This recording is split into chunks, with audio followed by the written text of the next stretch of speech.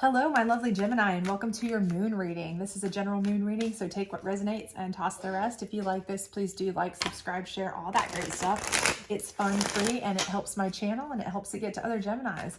This is a 7-card circle moon reading. It's a little bit different than my normal format on my channel, so please do let me know if you enjoy this so I can do them again if you do like this.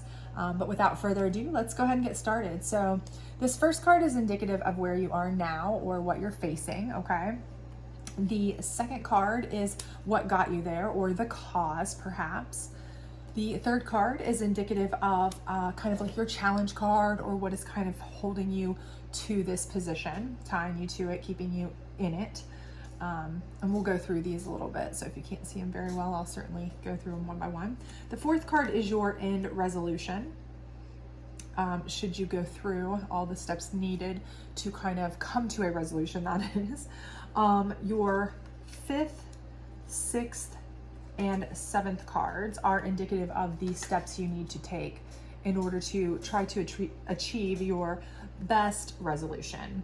So let's take a look at what we have here and see what we've got going on. So it looks like your position that you're in now, or problem you're facing, that kind of thing, is surrender. So I do feel like for many of you, you've kind of just given up, okay? And this could be that you're just burnt out on something. You've given up on trying for something. This could be you're given up on a relationship. You've given up on trying to start a new relationship or find one. You've given up on a job position or a raise. Or you've just given up in general because you're just burnt out on stuff, okay? You've been burning the candle at both ends. You're exhausted, you're beat, you're just like, I'm done. I don't want to do anything. I want to go into a hermit phase almost. So depending on what your specific position is, and of course take it as it resonates, I do feel a lot of you have surrendered to something that has been really kind of overwhelming to you, or you feel like you've just been beating your head against a wall trying to get, and it's just not coming, okay? It's not coming the way that you need it to, or as quickly as you want it to. How you got here is resilience. So I feel like normally you feel like this is a great card, right? You're resilient.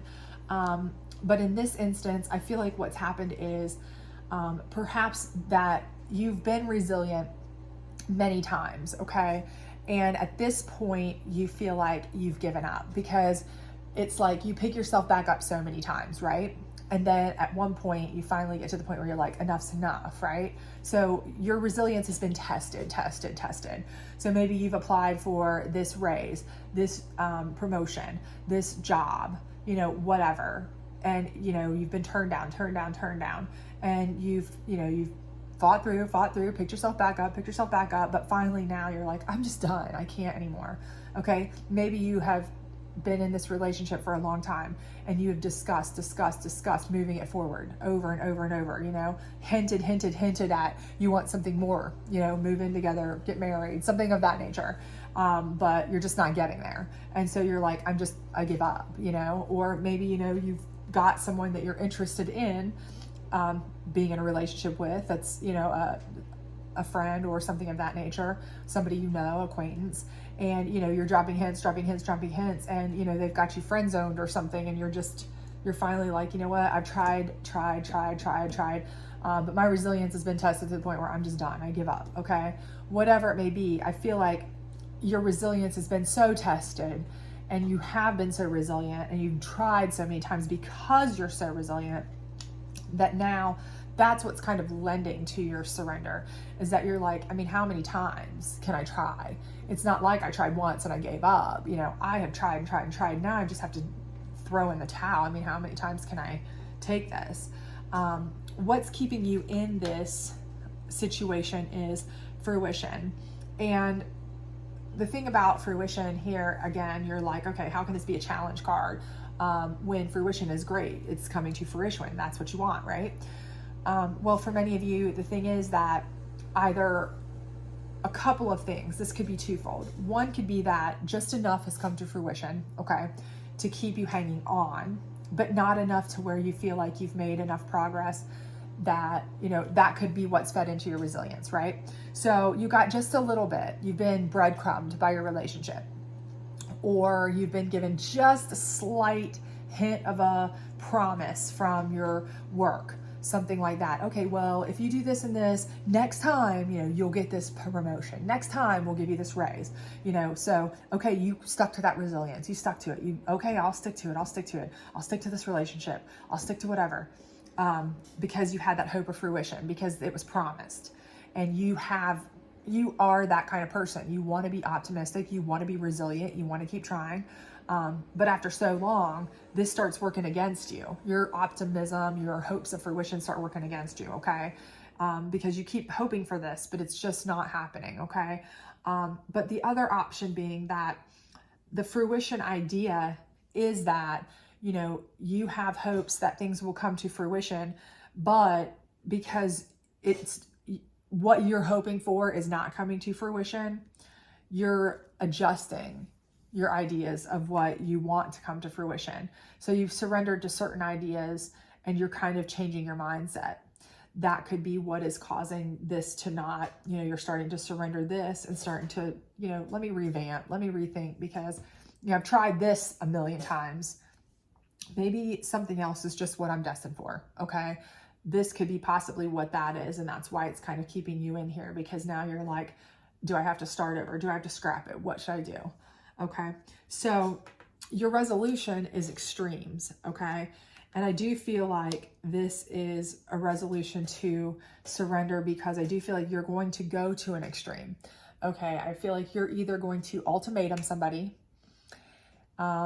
with it be work, whether it be a relationship, but I do feel like you are going to offer an extreme. Okay. It's going to be a resolution that is going to, it's going to be one or the other. You are not going to accept anything more. You're done with this, back and forth. You're done with these promises of fruition or breadcrumbing or whatever.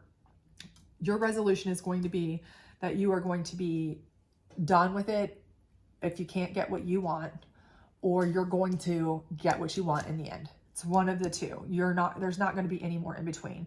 You are absolutely sick of wasting time. Okay. You're just done. So surrender is actually, it's a problem, but it's also going to be your resolution in the end.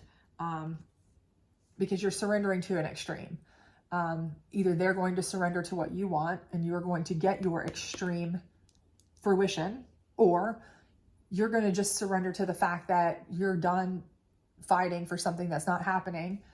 And that's an extreme on your part, and you're going to revamp this fruition idea and go elsewhere. Okay. So here's your 3 steps to get to that. Protection is number 1. And I think that's certainly number 1 for most people in anything, is self-preservation, right? Fight or flight. That's your first move. You're going to be determining what you're willing to risk. Are you willing to risk an ultimatum? Because bottom line is, if you throw out an ultimatum, you kind of have to be willing to stick with the threat, right? You can't say, look, either I get this raise or I'm bouncing out this job, and then not bounce out the job, right? You have to be willing to make good on whatever the threat is with an ultimatum.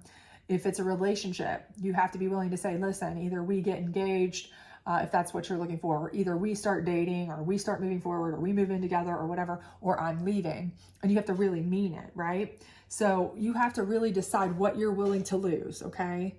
This is self-preservation, self-protection. Decide what you're willing to lose, okay? Before you even go forward with making plans, before you go forward with deciding how you want to project your desires out there, your needs out there any further, okay? Because what you've been doing is not working. We know that. We know this for sure, okay? You've been kind of dropping hints, you've been kind of asking, and then they breadcrumb you, or they make empty promises, and then you're back and forth, and you kind of just like, I'm over it, I'm giving up. But now you're going to make a little bit more of an aggressive move to try to get what you want or walk away, but you have to decide what you're willing to risk, okay? Because self-protection is most important. The next card is the Void. And in this deck, the Void is where you kind of go into your safe spot. If you look in the card a little bit closer, and I hope you can see this, it's someone laying down, okay? They are resting in a quiet, safe, comfortable position. This is where they are resting, renewing, recharging, but they are thinking, they are contemplating, they are really overviewing everything in their mind while they're taking a calming, peaceful rest. so that when they come out, they have the answers that they need. They have a renewal and recharge mindset, and they know what they want, what they need, and how to go about it. Okay.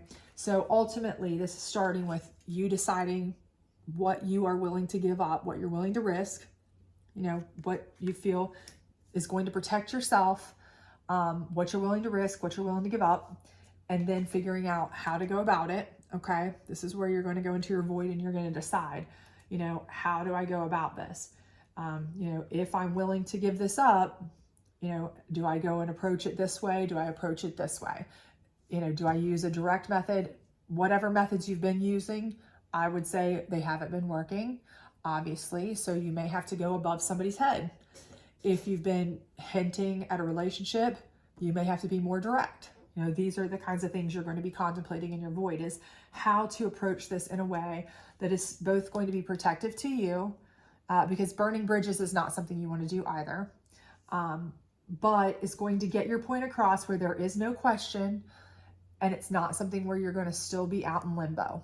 Okay. You're going to get an answer one way or another. Okay.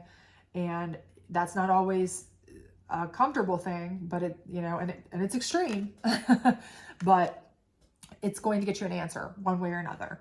So that's what you're going to be. This is your contemplative phase, where you're going to have to just decide what is the best way, depending on your situation, depending on that person that you're dealing with, or that work, or that whatever it is that you're dealing with, how you feel, knowing them the best, that they would respond, would give you the most direct answer that you need. That's what you're going to kind of decide here. And then the last step would be assessing. And again, you're just going to have to assess, what you're going to do. This part, for me, my intuition is telling me that this is assessing what you're going to do regardless of the outcome. Okay. So this protection is what you're willing to lose. Okay. Or what you can put up with. This is how to approach it. But this assessing is, okay, so if I don't get the answer I want, what is that going to look like for me? Right? So if I go in there and I give an ultimatum and it ends up landing me out on, I have to make good on it because I threatened to quit, or whatever, I need to assess the situation. What's my fallback plan? Okay. What do I need to do as a fallback plan? Let me assess that situation, because that's what I need to be planning. And these are things too that you can think about while you're in your void also, but this is really where you need to assess it. If this is something where, you've determined down here, okay, I can live without this person if they can live without me. Okay. If they're fine with us not moving forward ever, then I don't want this relationship anymore. If they're fine with us not dating and just being friends forever, then I don't want that. That's not what I want. And you will approach it in the way you feel is best fit for that situation, that person. But this is where you assess, okay, what's that going to mean going forward? Is it going to affect your friendship? Are you still going to be able to be friends? If you have to break up with this person, is it going to affect you monetarily if you live with them, your home life, if you've been in a long-term relationship, how is this going to affect you? And how, assess what you need to do to, again, protect yourself and make sure that you have a solid backup plan. So you're assessing this situation from all sides to basically make sure you have a good backup plan, because, again, you're going to face an extreme here. Anytime you're coming in to something where, you're giving an ultimatum, or you are approaching a subject that may not have the answer you want out of it, you need to have a backup plan. Okay. So this is where you're going to assess that. You're going to assess all sides of the possible outcomes and what backup plans you need to have in place should all of those transpire, in any way. That way you're ready, you're prepared. Okay. And it's also helping protect you. Okay. And these are all things you're thinking about in your void again. So that way, when you throw out your extreme, you're no longer surrendering to this situation, to somebody else's will, to somebody else's breadcrumbing, to somebody else's empty promises. You are able to stand firm, stand strong, stand your ground. And it is going to be extreme of you to throw out these statements or these, requests or these ultimatums, and it's going to be an extreme answer that you're going to get. But it's either going to be extremely happy for you because it is exactly what you want, or it's going to be extremely disappointing because it's going to not be what you want. However, for most of you, if it's not what you want to hear, do remember that a lot of times this is like a tower moment, okay? This is something that needed to come down, okay? Because if this person did not want to move forward with you anyway, do you really want to waste 10 more years of your life with them, or however long, to still not get where you want to go and be unhappy hoping? No, okay? If this job is never going to do anything for you to help you progress in your career path, other than make empty promises, do you really want to waste years more in it when there's another job out there that might appreciate you for the talent that you are and help you move forward? I would say no. I would certainly not want to waste it. I would call that dead end to me if they're just going to promise me empty promises. Okay. So most of the time that tower does need to come down anyway for you to build up a better, stronger, more, advantageous one for you. So, again, most likely whatever answer you get it may not feel like the best one right off the bat, but it will be the best one in the long run anyway. It needs to be approached because surrender is never an option. Okay. Just surrendering is never an option. So these are the steps you're going to go through. You're going to get an extreme answer, but it's an extreme you need. And it's going to help you in the long run move into a much happier, better place. So anyway, I hope this did resonate with you. If it did, please do like, subscribe, share, all that great stuff. Otherwise, I hope to see you back at the end of the weekend, hopefully, or during the weekend for your weekend into next week energy reading. Bye.